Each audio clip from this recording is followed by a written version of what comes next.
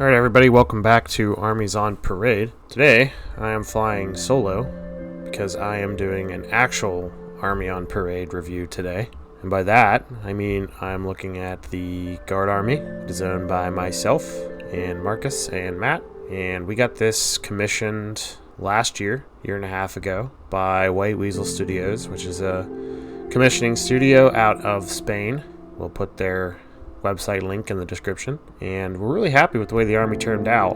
So without further ado, let's jump in. So here it is, the army in all of its beautiful glory. As you can see in the front, we have a good bit of infantry. These are all Acadian shock troops, painted up in the scheme we chose, which is Thunderhawk blue and that olive drab green color and the reddish brown. Acadian command squad in the front there. As we pan over here, this is Lord Solar Leontis, looking magnificent on his tactical rock. Decided to go silver on the horse flesh just to make it seem a little more sci-fi and less Napoleonic. We wanted it to be a robot horse.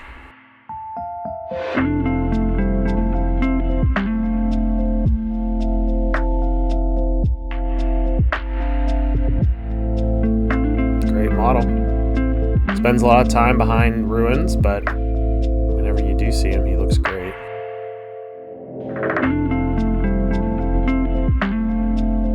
There's the standard bearer for the Acadian Command Squad. Stogie in mouth. Good looking banner.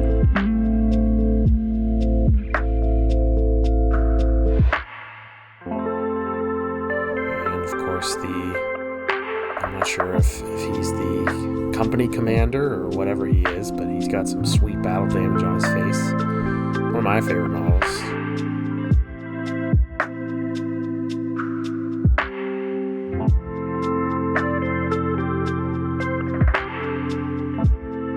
And back here we have Lehman Russes. 4 total. Demolish your cannons, you can remove any of the cannons and swap them out with any of the others to make whatever variant of Lehman Russ your heart desires, which is really cool. It's all magnetized. Oh, as you can see there, that's a good demonstration. Little magnet on the back. Pop it back in there. And the Sentinel. We have 2 Sentinels.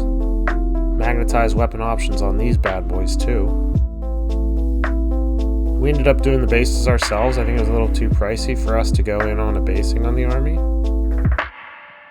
I sat down and did those bases over the course of a couple weekends. Kind of a craggy, snow-covered tundra base. Here's kind of the flagship model, in my opinion, the flagship model for the whole army, the Rogel Dorn. This is kind of the model that we decided, or kind of drove us to the decision to get into Guard. Sick looking model. We had it painted at a pretty high standard, so they did a lot of panel lining. And I think they picked out a lot of detail as well. Just did a really excellent job.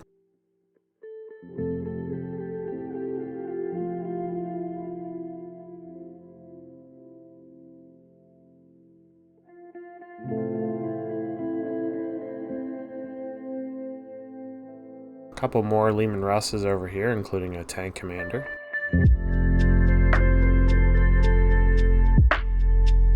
And the other Sentinel, and here in the front we have Creed. Both Creeds. This is Ursula Creed, the Trunchbull, as we like to call her. Great looking model. And we have Old Creed. I guess we're going to look at the flag guy first here. You know, a lot of that old kind of charm associated with them. Very charming models. Very top heavy. And then there's the old squat Winston Churchill guy. Focus in here. Breed himself. These are the Bulgren, I believe. The ones with the slab shields. Just have 1 unit of those. We got it mostly for Norp D-Dog, but then had them paint up the other Ogren.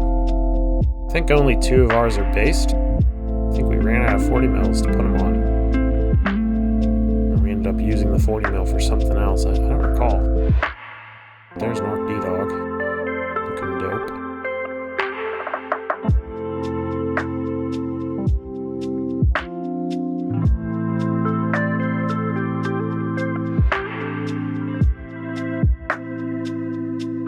Nice look at our Scion command squad in the front here.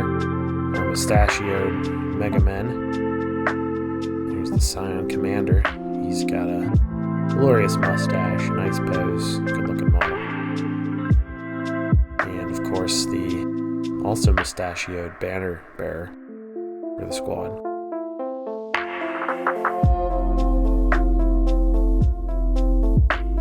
These are Kriegers, Death Corps of Krieg infantry.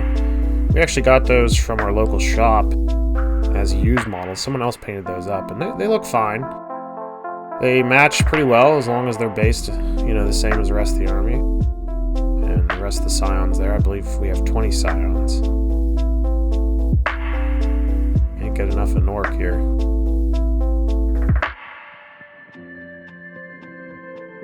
The back middle, you can kind of see the Kazarkin. 10 of those. Pretty good looking infantry. Very similar to Acadian shock troops.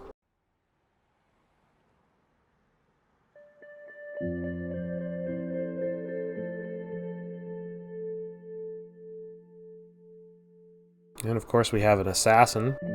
I painted that one up. It's an Etsy 3D printed model, but looks pretty cool. Fits the rest of the army. We didn't actually have the Valkyrie with us when we recorded this army overview, so I'm just going to put the picture up on the screen showing it. It's one of the better models in the range, I think.